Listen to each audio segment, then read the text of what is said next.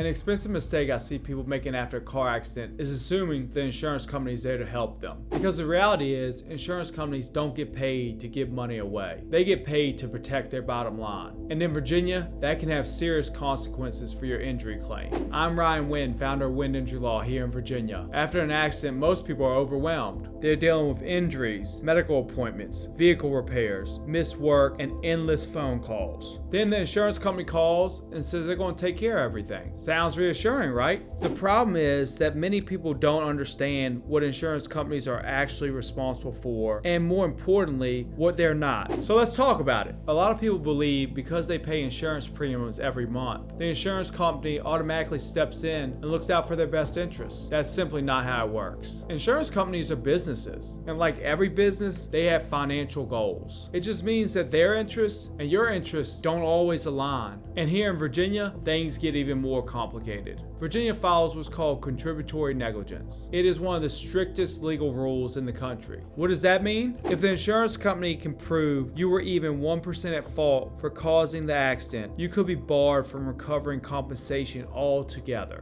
Not reduced compensation, not partial compensation, zero. That's why statements you make after an accident matter. That's why evidence matters. And that's why insurance companies spend too much time investigating what happened. They're not just determining who was hurt. They're determining whether they can shift even a small amount of blame onto you. Here's another thing many people don't realize. When an adjuster asks for a recorded statement, they're not doing it just to be helpful. When they offer a quick settlement, they're not just doing it because they know what your case is worth. And when they ask for broad access to your medical history, they're often looking for information that could help reduce what they pay. I've seen people settle claims before they even know the full extent of their injuries. Then, weeks later, they're still dealing with the pain, still going to treatment, and there's nothing they can do because they've already signed a release. Once that settlement is finalized, the case is usually over. Now, to be fair, insurance companies do serve an important purpose. They process claims, they investigate accidents, they pay covered losses, they handle property damage claims, and negotiate settlements. But what they won't do is automatically calculate the long-term impact your injury will have on your life.